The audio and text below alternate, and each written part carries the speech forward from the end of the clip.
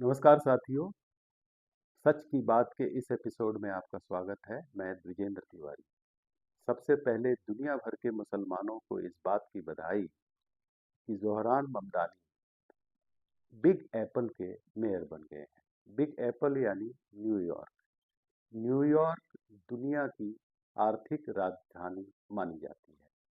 तो ज़ोहरान ममदानी शिया समुदाय से ताल्लुक़ रखते हैं।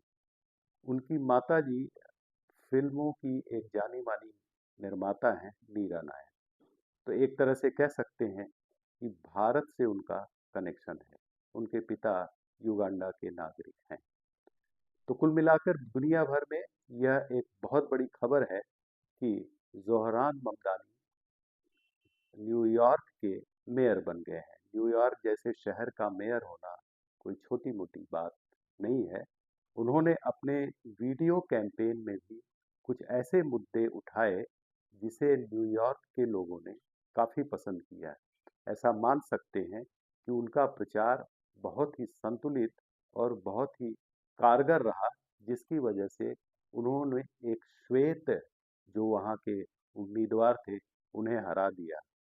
तो एक तरह से ज़ोहरान ममदानी जो शिया समुदाय से हैं, उनको लेकर के फ़िलहाल चर्चाओं का दौर तो शुरू हो रहा है, लेकिन उसके पहले उनके प्रचार का एक छोटा-सा यह वीडियो देखते हैं और कैसे उन्होंने रोटी और कपड़ा और मकान का मुद्दा एक तरह से उठाकर लोगों के सामने अपना पक्ष रखा और चुनाव में जीत हासिल की।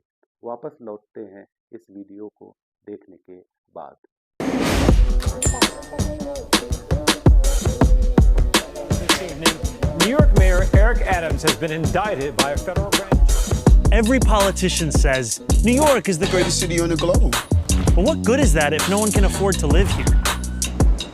City Hall is engulfed in corruption. Unscientific The cost of living is the real crisis. New Yorkers are being crushed by rent and childcare. The slowest buses in the nation are robbing us of our time and our sanity. Working people are being pushed out of the city they built. A mayor could change this, and that's why I'm running. I'll make buses fast and free. So I can just get where I'm going. I'll make childcare available to all New Yorkers at no cost. I want to raise my kid in New York. And I'll freeze the rent for every single rent-stabilized tenant. These Eric Adams rent hikes are killing us. Life in this city doesn't need to be this hard. But politicians like Eric Adams and Andrew Cuomo want it to be this way. They care about their donors. They care about themselves. They don't care about you, the working class who keep this city running. This campaign is for every New Yorker who believes in the dignity of their neighbors. And the government's job is to actually make our lives better.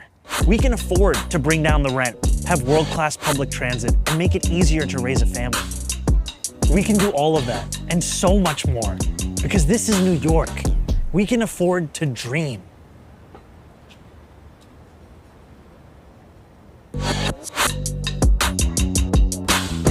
तो आपने देखा कि ज़ोहरान ममदानी ने रोटी कपड़ा मकान का मुद्दा उठाकर एक तरह से लोगों के दिलों को छूने में सफलता पा ली।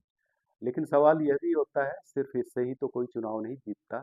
बहुत सारी डेमोग्राफी इसमें बहुत इम्पोर्टेंट रोल प्ले करती है। तो क्या डेमोग्राफी है न्यूयॉर्क की, यह जानते हैं। न्यूयॉर्क में लगभग 85 लाख की आबादी रहती है। इसमें से 60% यानी लगभग 48 से 50 लाख लोग क्रिश्चियन हैं। अब ये क्रिश्चियन कौन है? जिसमें श्वेत भी हैं और अश्वेत भी हैं, हिस्पैनिक भी हैं। हिस्पैनिक यानी जो साउथ अमेरिका के या मेक्सिको के लोग होते हैं।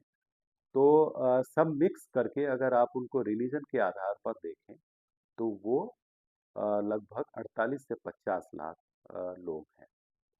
इसके बाद दूसरा नंबर आता है यहूदियों का। यहूदियों की आबादी लगभग 9.5 से 10 लाख के बीच में है और इसे आबादी का लगभग 12% कह सकते हैं आप। तीसरे नंबर पे आते हैं मुस्लिम। जो तीसरी सबसे बड़ी आबादी है वो मुस्लिमों की है और वो ही लगभग वहाँ पे 7.5 से 8 लाख के बीच में है, यानी लगभग 9 या 10% आप कह सकते हैं। तो आप देख सकते हैं कि इतना डाइवर्स डेमोग्राफिक डेमोग्राफिक डिस्ट्रीब्यूशन है, और उसके बावजूद एक शिया मुस्लिम ज़ोहरान ममदानी यह चुनाव जीत गए हैं।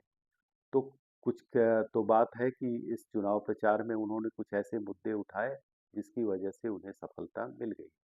तो हम मान सकते हैं कि न्यूयॉर्क का जो मॉडल है, न्यूयॉर्क देखिए ऐसा है कि पूरी दुनिया का एक तरह से अर्थतंत्र वहीं से संचालित होता है।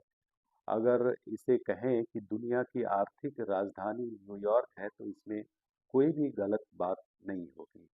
न्यूयॉर्क में ये सफलता मुस्लिमों के मिलने के बाद कल रात से मैं कई लोगों से जब बात कर रहा था तो ये बात उठी कि भाई जब दुनिया की आर्थिक राजधानी न्यूयॉर्क में हो सकता है, और जब राष्ट्रपति डोनाल्ड ट्रंप के तगड़े विरोध के बावजूद ज़ोहरान ममदानी वहाँ पे जीत हासिल करते हैं, तो मुंबई में ऐसा क्यों नहीं हो सकता। मुंबई में भी मुस्लिमों की आबादी लगभग 12 लाख है, और ये कोई कम आबादी नहीं, ये भी 10 से 12% है। मुंबई में टोटल वोटर 2024 के अक्टूबर विधानसभा चुनाव के समय 1 करोड़ 2 लाख थे। तो उस हिसाब से 12 लाख ही है, और लगभग 40 लाख जो मराठी मतदाता हैं, उनका जो डेडली कॉम्बिनेशन बना था पिछले लोकसभा मई 2024 के चुनाव में, उसकी वजह से 6 में से 5 सीटें भाजपा हार गई, और भाजपा को केवल 1 सीट मिली। तो ये इतना ज़बरदस्त कॉम्बिनेशन है मुस्लिम और मराठी का कि इस कॉम्बिनेशन को लेकर अगर बीएमसी चुनाव में उतरा जाए तो कांग्रेस, शिवसेना यूबीटी और राज ठाकरे को भारी सफलता मिल सकती है।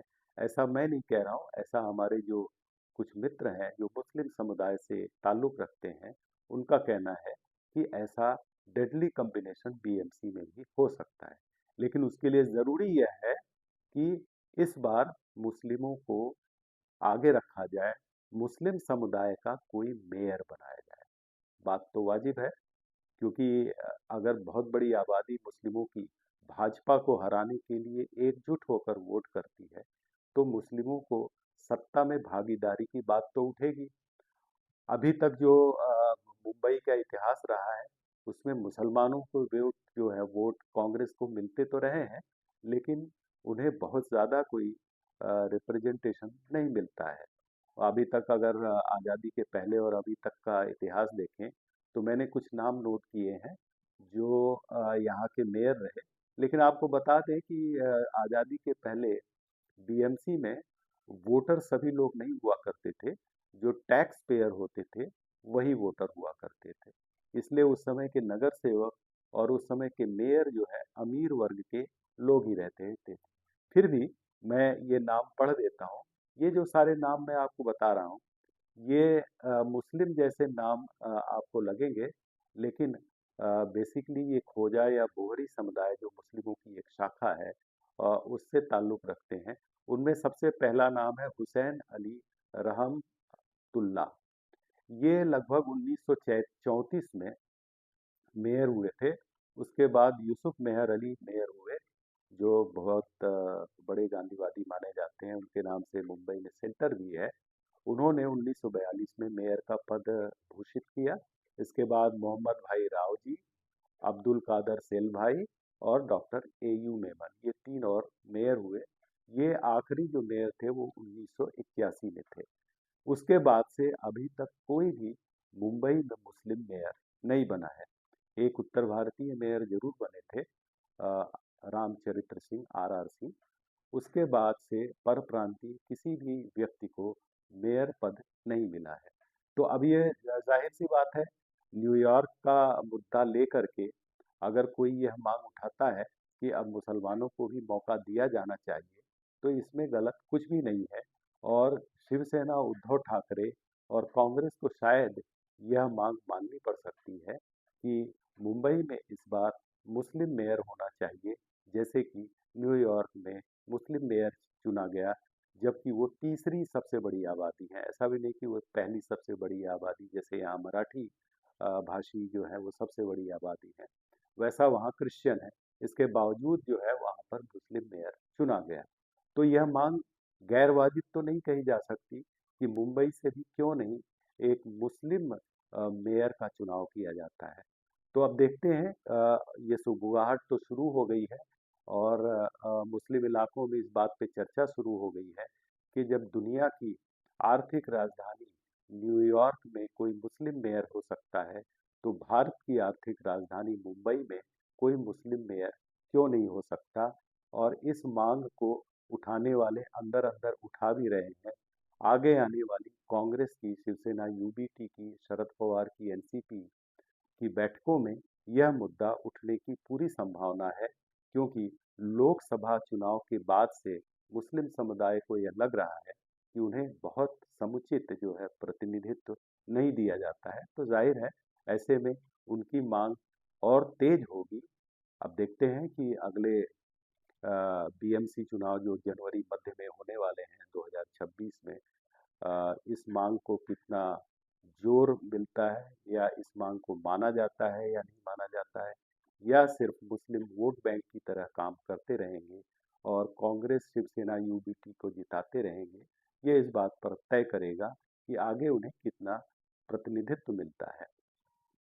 तो आज के लिए फिलहाल इतना ही। और मेरे इस चैनल को आप ज़रूर लाइक करें, कमेंट करें और अपने दोस्तों को भेजें और इसे ज़रूर सब्सक्राइब करें। बहुत बहुत धन्यवाद।